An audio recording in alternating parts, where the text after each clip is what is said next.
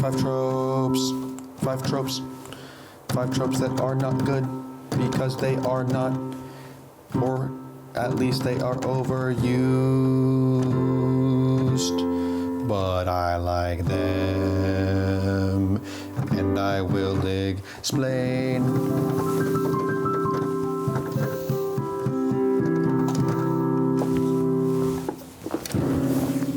Hey, I'm Andrew LaFleur, the lazy writer, and I'm about to tell you my 5 favorite bad tropes in literature. So, like I said, I'm going to be talking to you about the 5 bad tropes that I still like. And a trope is just something that is super common to see in literature or movies or TV shows, just common ideas.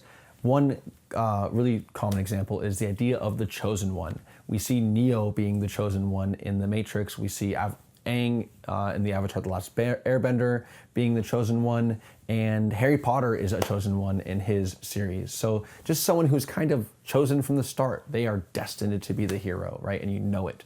That is an example of a trope. So just to kick off the list, my 5th favorite trope that is also bad or generally considered bad is the happy ending. I am a sucker for happy endings. I like my Disney movies, and you can't take my Disney movies away. I like Aladdin and Jasmine ending. I like the way Mulan ended. I like the way The Lion King ended. I like my happy endings. However, I don't think the happy ending is that popular right now.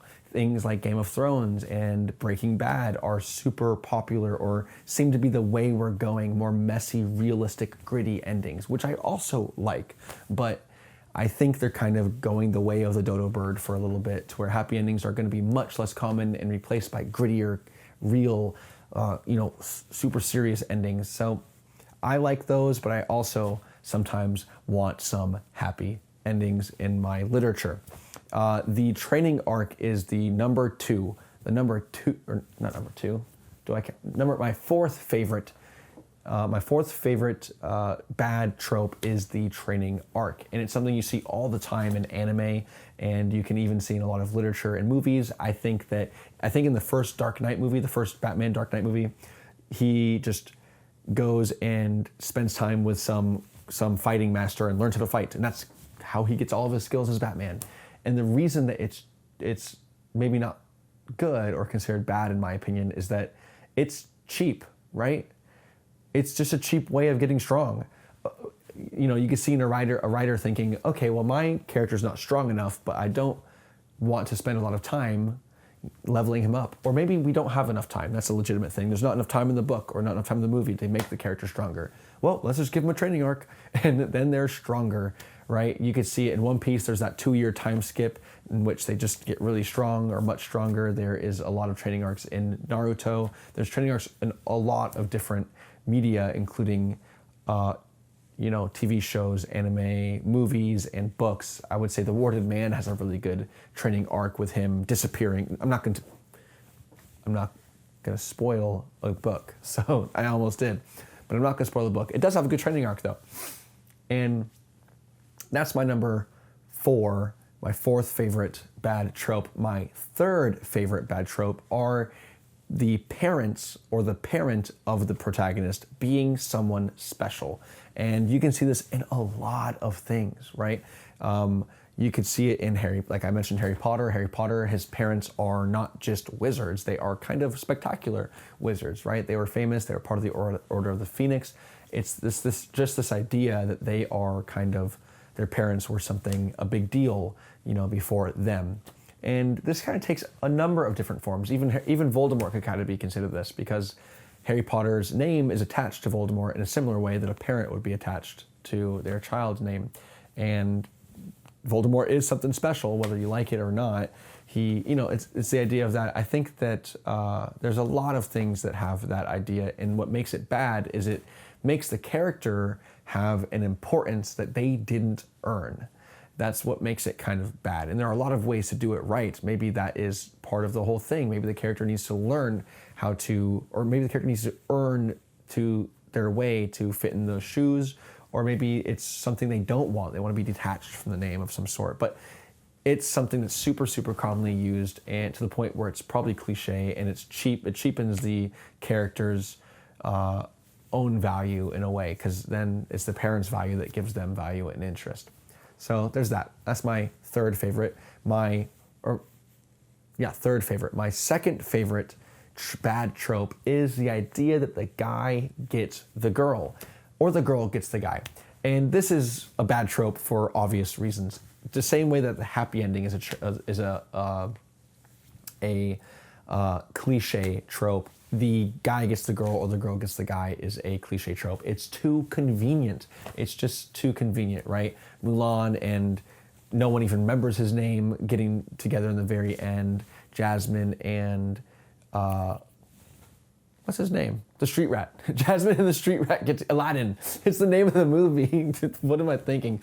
Aladdin and Jasmine get together, right? The idea that it just works out. And it also is kind of bad because it's something that's so obvious from the very beginning. When you have a movie where the main character is going to end up with their love interest, it's so obvious from the start. They see them and you can tell just the way the movie feels that they're going to end up together. And then you don't worry about it, right? Obviously some things kind of flip that on its head, but it's still a really common trope that most people might be sick of, but I still want it every once in a while. I like the guy and the girl that you feel should get together, getting together. Now, my single favorite bad trope. I can only choose one.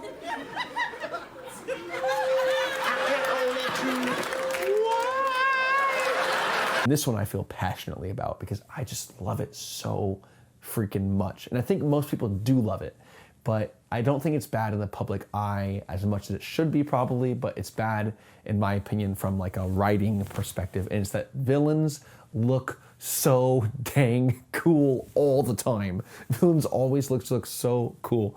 You can look at Darth Vader, and if you want to continue on the Star Wars lane, you look at Kylo Ren. I think they look super freaking cool. Earlier I mentioned Inuyasha, his brother Sesshomaru. Sesshomaru just looks freaking awesome.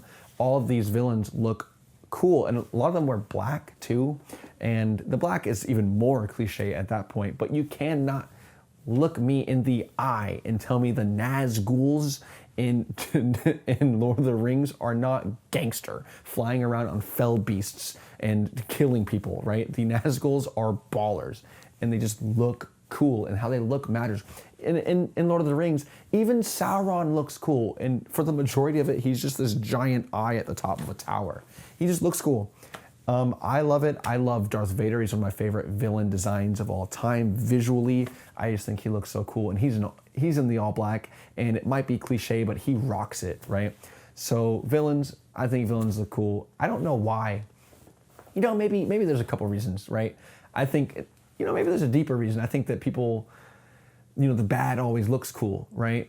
Like when you're in high school, you're like, oh, let me try and smoke a cigarette, and you think it's cool, right? The bad things look cool to you for some reason at times, and maybe that's why it looks cool. It's a deeper kind of human subconscious thing, that the temptation of the dark side is so strong. But another one could be even linking to like the Nazis, right? As much as I don't like, the Nazi party, they got style. Hitler had style. They had the coolest uniforms in World War II, and it ruined it for everybody. Now, if any military has Nazi-esque uniforms, they're just fascists, and it sucks because I think they looked super cool. They went down in style at the very least. So those are my 5 favorite bad tropes in literature, and I guess movies and TV shows as a whole. I hope you enjoyed it, and why don't you comment in the comment section what your favorite bad trope is. Is it one of mine, or is it an entirely different one that I never covered? And if you like this content, please like and subscribe. I would appreciate it. Thank you. The Lazy Writer out. 5 tropes. 5 tropes. 5 tropes that are not good because they are not. 1, 2, 3, 4, 5.